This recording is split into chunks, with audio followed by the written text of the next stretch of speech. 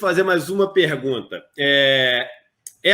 Agora entrando no mérito dessa questão sobre a qual o ministro teria ou não interferido. Essa é uma questão que hoje de manhã, até conversando com o nosso amigo em comum, Marco Aurélio, ele falou que é muito importante, né? Porque essa questão da suspeição, ela pode, enfim, acabar com quase todos esses processos que existem contra o ex-presidente Lula. Sobraria um, que é em relação aos caças, que está próximo de ser arquivado, e isso colocaria o Lula como réu primário novamente, né?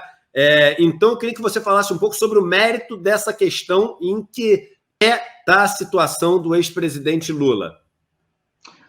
Exatamente. Eu acho que aqui a gente volta à questão por que isso acaba, essa questão da interferência, da interceptação, volta a ganhar grandes áreas de preocupação.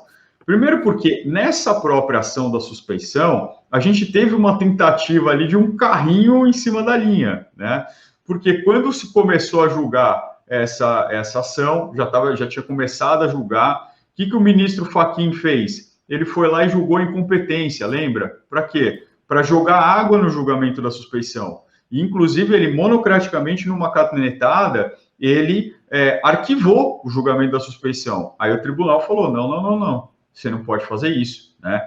A primeira turma, a segunda turma do STF, ela se levantou, né, com os votos do ministro Gilmar Mendes, Lewandowski, Carmen Lúcia, e inclusive do ministro Cássio Nunes, disseram, não, você não pode interceptar isso aqui, a gente está julgando, você não pode falar que a gente não pode julgar, a gente já está julgando, né? Essa foi uma tentativa de tapetão, por quê?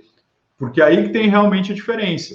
Se ficasse só o julgamento do ministro Fachin, da incompetência, muitos atos poderiam ser convalidados, né?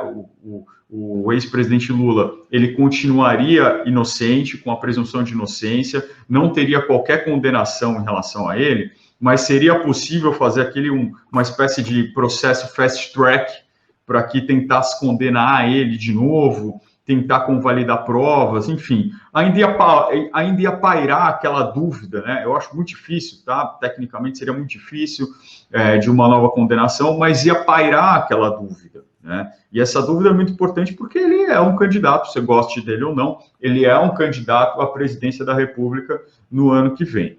Então, isso leva ao segundo ponto. Vingou a tese da suspeição.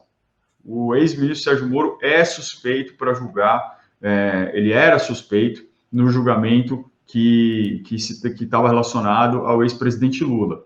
Então, agora, esse julgamento já tem maioria, ele precisa terminar. Ele precisa terminar exatamente para tirar essa aura de incerteza, para tirar essa aura de instabilidade da política brasileira, que você não sabe se uma pessoa pode ser candidata ou não, né? Nesse momento, nesse exato momento, juridicamente, o ex-presidente Lula continua ali com a dúvida se ele tem a condenação. Por quê? Porque o STF precisa terminar esses dois votos, né? Embora já tenha a maioria.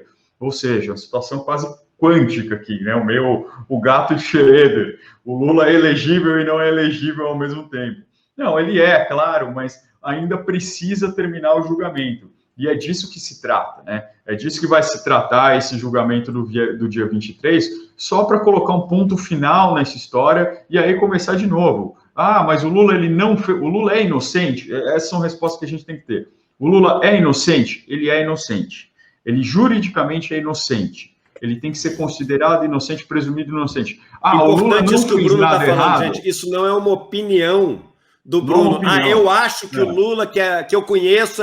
Não, ele está falando o seguinte, tecnicamente, juridicamente, formalmente, o presidente Lula, ele tem hoje este rótulo, digamos assim, né, este status de inocente. Isso não é uma opinião, isso é um fato. Não é uma opinião, isso é um fato. Agora, indo para o campo da opinião, mas ele não fez nada errado, aí eu não sei. Eu não estudei o processo. É isso aí. Eu não li as 10 mil páginas, né? Se você leu as 10 mil páginas e fala, não, acho que realmente eu me convenci de que tinha realmente um pedido de propina que estava errado, aí fica à vontade para opinar em relação a isso. Agora, sobre a inocência dele, ele é ponto, não tem discussão.